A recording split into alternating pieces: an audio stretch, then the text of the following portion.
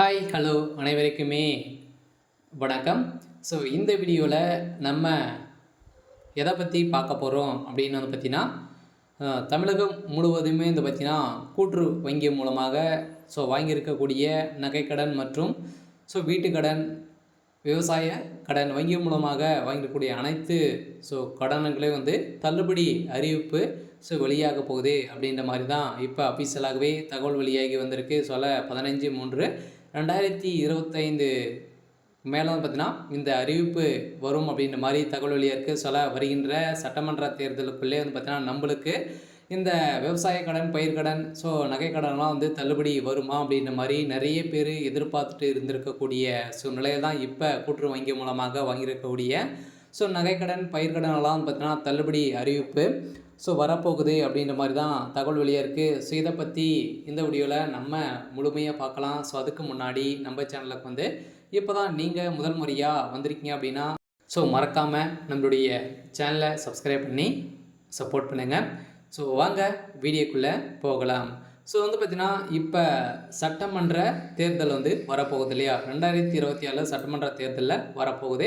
அதில் நம்மளுக்கு இந்த விவசாய கடன், பயிர்க்கடன், வங்கி மூலமாக வாங்கியிருக்கக்கூடிய கல்வி கடன், அனைத்து கடனைகளும் பார்த்தீங்கன்னா தள்ளுபடி செய்யுமா? தமிழக அரசு பார்த்தீங்கன்னா தள்ளுபடி செய்யுமா அப்படின்றது தான் எல்லாருடைய கேள்வியாகவே இருந்திருந்தது. ஏற்கனவே இப்போ ஆளுங்கட்சியாக இருக்கக்கூடிய முதல்வர் ஸ்டாலின் அவர்கள் பார்த்தீங்கன்னா விவசாய கடன், பயிர்க்கடனும் நாங்கள் தள்ளுபடி செய்திருவோம் அப்படின்ற மாதிரி சொல்லியிருந்தார். இதில் பார்த்தீங்கன்னா 5 பவுனுக்குள்ளே இருக்கக்கூடிய அனைத்து கடன்களும் ரத்து செய்வோம் அப்படின்னு சொல்லியிருந்தாங்க.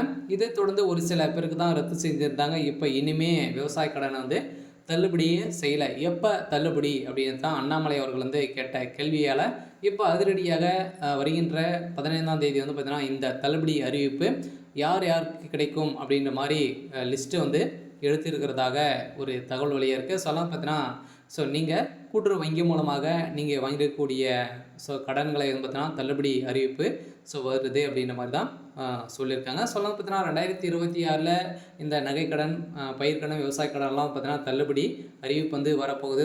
திமுகவுடைய ஒரு வாக்குறுதியாக தான் இருந்திருக்கு. இருந்தாலும் இந்த வாக்குறுதியின் அடிப்படையில் கன்ஃபார்மாக தமிழகம் முழுவதுமே 15/3/2025 உங்களுக்கு பார்த்தீங்கன்னா லிஸ்ட்டு எடுக்க போகிறோம் அப்படின்ற மாதிரி ஒரு தகவல் வெளியாக இருக்குது. பயிர்க்கடன் தள்ளுபடி எப்போது? அண்ணாமலை கேள்வி. முதல்வராகி 4 ஆண்டுகளாக ஆகியுமே இனிமே கொடுக்கல. இதற்கு பதிலளித்த கூட்டுத்துறை அமைச்சர் பெரியகருப்பன் அவர்கள் தான் இந்த தகவல் கொடுத்துருக்காரு. அதெல்லாம் பார்த்தீங்கன்னா ஏற்கனவே நிறைய கல்வி கடனை நாங்கள் தள்ளுபடி செஞ்சுருக்கோம். இருந்தாலுமே இந்த வருடத்தில் நாங்கள் விவசாய கடனை தள்ளுபடி செஞ்சுருவோம் அப்படின்றத தான் பார்த்தீங்கன்னா அவர் கொடுத்துருக்காரு. இந்த நிலையில் தான் இப்போ 15/3/2025 இந்த கூட்டுறவு வங்கி மூலமாக வாங்கக்கூடிய நகைக்கடன்களும் அதே மாதிரி வங்கியின் மூலமாக வாங்கியிருக்கக்கூடிய இந்தியன் பேங்க், ஸ்டேட் பேங்க், அது மாதிரி பார்த்தீங்கன்னா கிராம உதவி வங்கி, இது மாதிரியெல்லாம் இருக்கக்கூடிய வங்கிகள் எல்லாம் பார்த்தீங்கன்னா உங்களுக்கு இந்த நகைக்கடன் வாங்கிறவர்களுக்கெல்லாம் நகைக்கடன் தள்ளுபடி அறிவிப்பு வரும் அப்படின்ற மாதிரி தான் எதிர்பார்க்கிறது. இதை தொடர்ந்து ஏற்கனவே 2021 தேர்தலின் பிரச்சாரத்தின் போது ஆட்சிக்கு வந்ததுமே முதல் கையெழுத்து சிறு குறு விவசாயிகளின் பயிர்க்கடன் தள்ளுபடி செய்வது தான் இவங்களுடைய ஒரே நோக்கம், குறிக்கோள் அப்படின்ற மாதிரி சொல்லி மக்களை ஏமாற்றி நிறைய கடன்களை தள்ளுபடி செய்யாமல் இது வரைக்குமே மக்களை திரும்ப பார்த்தீங்கன்னா கட்டக்கூடிய ஒரு நிலையை தான் உருவாகிருக்கு. இதனால் ஏழை எளிய மக்கள் அனைவருமே நிறைய பாதிப்புகள் ஏற்பட்டிருக்கு. இந்த அறிவிப்பின்படி பார்த்தீங்கன்னா இப்போ கூட்டுறவு வங்கி மூலமாக வாங்கக்கூடிய அனைத்து கடன்களும் ரத்து செய்தால் மட்டுமே நிறைய மக்கள் இறக்கிறதுக்கான இதற்கான காரணமாக தான் திமுகவுடைய அரசு இருக்குது அப்படின்ற மாதிரியும் தகவல் வெளியிருக்கு. இந்த நிலையில் தான் பார்த்தீங்கன்னா இதில் யாருக்கெல்லாம் பயிர்க்கடனை தள்ளுபடி செய்ய போகிறாங்க அப்படின்னு பார்த்தீங்கன்னா 5 ஏக்கருக்குள்ளே இருந்தவங்களும் அனைவரும் 2 லட்சத்துக்கு மேற்குள்ளே இருக்கிறவங்களுக்கு அனைவருக்குமே இந்த தள்ளுபடி அறிவிப்பு வரும் அப்படின்னு தான் கூட்டுறவுத்துறை அமைச்சர் பார்த்தீங்கன்னா இப்போ லிஸ்ட்டை எடுத்துகிட்டு இருக்காங்க. கடந்த ஆண்டு விவசாய மத்தியில் பேசிய அமைச்சர் MKRK பன்னீர்செல்வம் தமிழக அரசிடம் நிதி இல்லை என்று சிறு குறு விவசாய பணியாளர்களை விவசாய கடனை தள்ளுபடி செய்ய முடியாது அப்படின்ற மாதிரி திமுக சந்த அமைச்சர் சொல்லியிருந்த நிலையில் இப்போ பார்த்தீங்கன்னா இது ஒரு பேசும் பொருளாக மாறி இருந்தது.